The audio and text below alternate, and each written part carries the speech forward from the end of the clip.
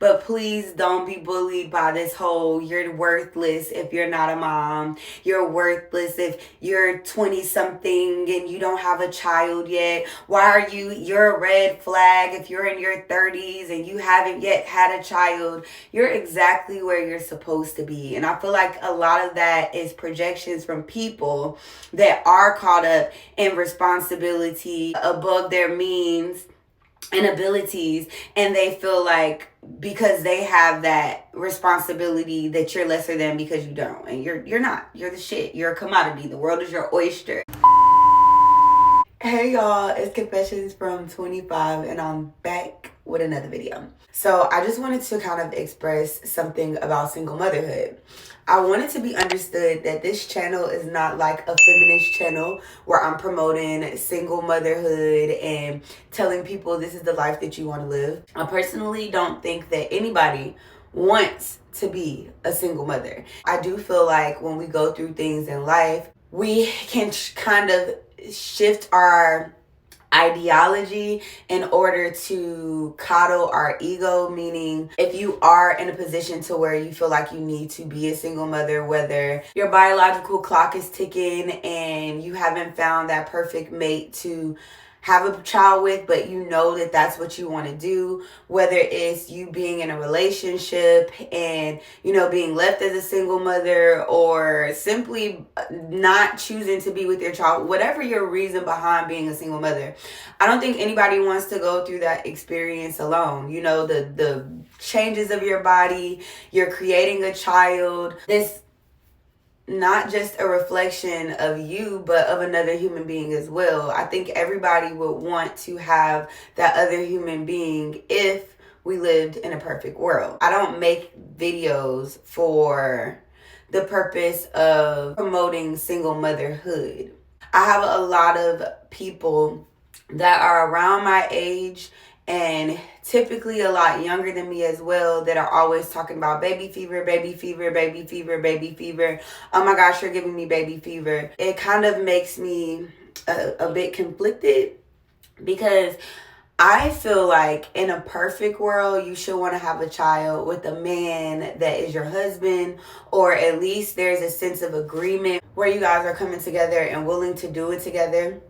Your life partner, strong community. You want community around you, people that support you and love on you and encourage you and have a willingness and availability and sense of freedom to be able to assist you financially when you're strong, or at least have some type of strategy or plan, right? In an ideal world, I feel like that is when you should have baby fever. My goal is to allow people to know, regardless of your circumstances and the life you've created for yourself, you can always optimize and like recreate yourself. You can always find comfortability in your truth. This channel is not to promote single parenthood, but it is to say that if you are in a situation that's unhealthy for your children, whether it's abusive, whether it's just not a copacetic like dynamic, whether, you know, you're dealing with a baby like an unconventional pregnancy and there was some type of like SA or some situation like that, that it is possible and that life does go on and that you can build and upkeep a household and that you are valuable and that there is future. You know, there is a future. There is a sense of overcoming your challenges. That is why I create this channel. Never to promote single motherhood. Had I had a life my way, I would definitely have a family and all of that. I just don't have it currently, but it doesn't mean that I will never have it either. And so that is what this channel is about. It's not about promoting baby fever vibes and single mama, baby mama vibes, because that's just personally being one. It's not desirable. It's not cute, but it can definitely be made cute. Dealing with your circumstances, standing in your truth, and owning your shit and choosing to choose differently moving forward. Single motherhood is possible, but I don't think anybody should wake up and be like, I want to be a single mom. I always speak of when I was single and didn't have any kids, I felt like there was this strong love for mothers, right? Fast forward, you couldn't get no damn money. because you're considered a dependent until you're like 25 or something like that. Don't quote me. But you could if you had children. Like, I felt like everybody was incentivized for having children. You can get food stamps, you can get assistance, better tax returns, or income tax when you're a parent. Like, it was so many incentives. And even talking to women that would have kids that would be like, oh, you don't understand, you're not a mother, as if I was lesser than because I wasn't a mother.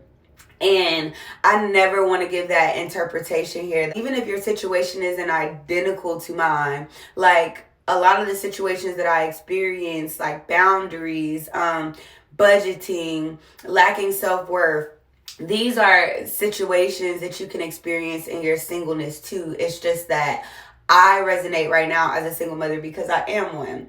But please, please, please, please, please, please, don't rush into motherhood without having your shit together if you can help it. But people like me are here to show you that if things do happen, if things don't go as planned, the life still goes on. We keep trucking. We keep trucking.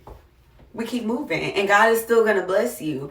But again, it's not ideal. Who wants to it's so annoying when you see your kids smile and they look just like the other parent and they're not there to witness certain things. Well, I think personally, a lot of women want a child in order to find a sense of identity, like somebody that loves me unconditionally, and you love yourself unconditionally. You don't need a child for that. Even to be in toxic situations and have a child mixed in the middle of it. Bringing a child into a relationship in order to maintain it or to see if somebody else will get more serious. Like, those mindsets scare me. Or if he has a child with me, then that means that I'm at the top of the list and everybody is at the bottom of the list, or he won't marry me, so I gotta have a child. Like, please do not think like that. That is a distorted way of thinking. Live your life, love your freedom, your availability. Before I had children, I could get in a car and I could go.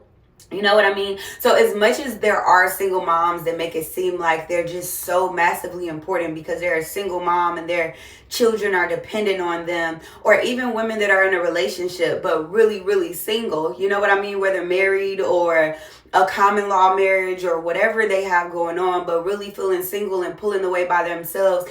Nobody wants to live like that. Nobody wants to live and struggle and see their children miss out on grand opportunities and a certain quality and value of life because they are going through hardships. Nobody wants to live like that. I'm transparent with my story because I want to let you know that that is a reality and you have the ability of overcoming it, because I'm fucking doing it. But again, it's not a flex. It's not a flex. And I just want that to be stated for, the younger women that do watch my channel. Or even, I've also heard older women, like I said, with the biological clock ticking, a lot of people are like, well, I just want to be a mom. It's nothing wrong with wanting a child, but it is like desirable to have that community, that sense of like, and it not just for you, but for your child. You know what I mean?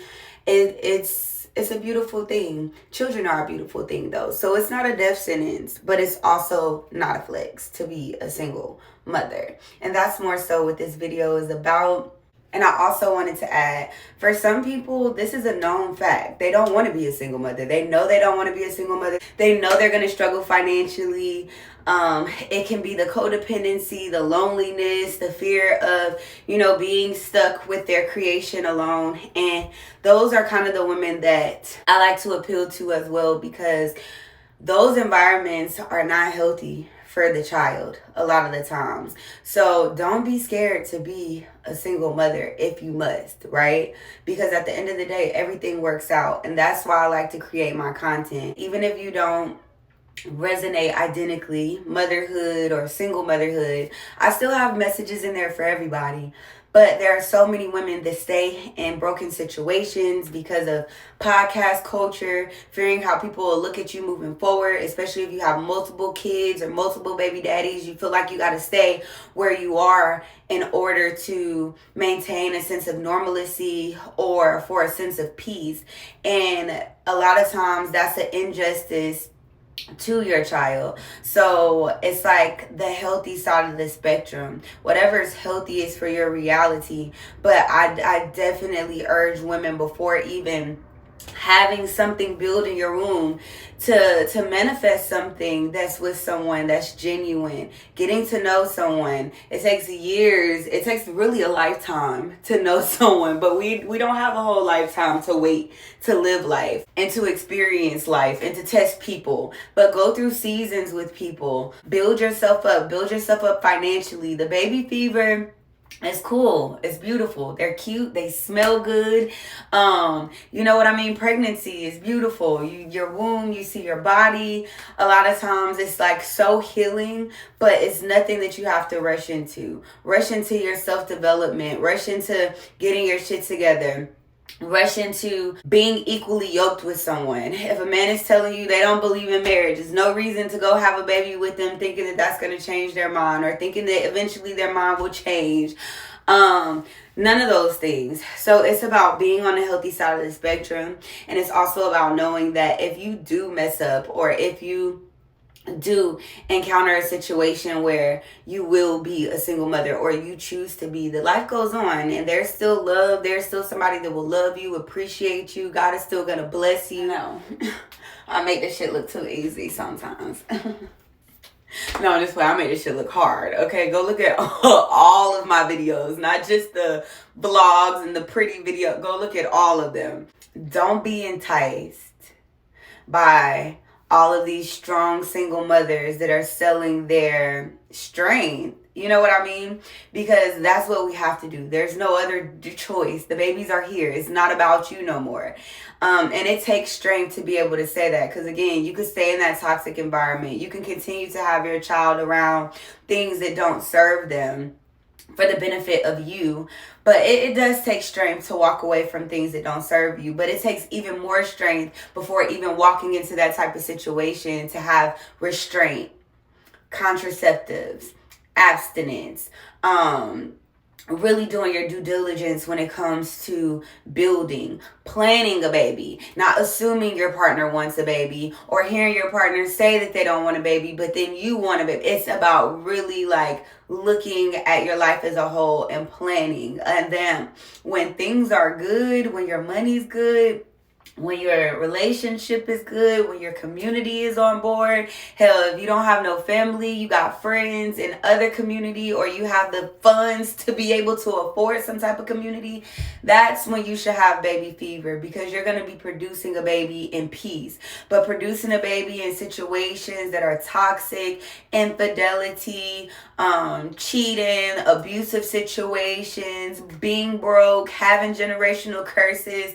not even having a healed relationship with your family, it's a lot to process being a parent. And it's certain things, even as a single parent, for me, I'm teaching my kids, and I'm like, oh, damn, you need to learn that yourself. You know, it's like babies having babies. I think a lot of us, we have this time frame in our mind of, I want to have a baby by this age and this age and this age.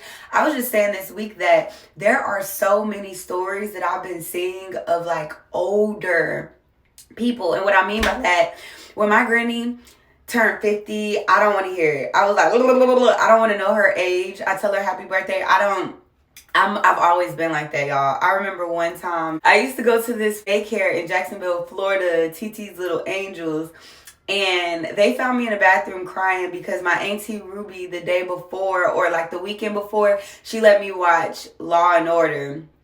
And this girl passed away on the train tracks, and they were like getting all of her vitals and all of her information, and she reminded me of a cheetah girl. In some type of way, that kind of made me start thinking of death and like, oh my God, like, you know, like I'm seeing a girl on the train tracks on Law and Order, and she got the little cheetah girl jumpsuit on, and it just made me process like, wow, death is a thing. Just like that. Like, seriously. So they found me in the bathroom crying because I didn't want nothing to ever happen to my mom and my granny. Like, I've always been sensitive like that. So when my granny turned 50, it's like, I don't want to know. She's getting older. She's always going to be youthful in my eyes. Happy birthday. But anyway, she told me the other day, because she was talking to the girls, and she was like, your Nina is old. And I was like, no, you're not. And she was like, Kiki, I'm 74. And I was like, oh. But I'm just noticing that, there are so many people that are living to 74 and healthy and able to move. My granny and her husband, they go to Walmart, they sit on the patio, the balcony. Like, there is no rush through life. Tomorrow isn't promised, but we're living longer and longer. I've been seeing people on social media with their grannies. It'll be like POV, me and my 70-year-old granny. Like, it's no rush to have a child in your 20s, okay? I think the new structure and standard, I know they say like geriatric pregnancies and stuff, but like 35, 34, like getting up there and having a sense of stability and knowing who you are and where you're going versus having to like go through that while navigating children as well. That's definitely something to consider.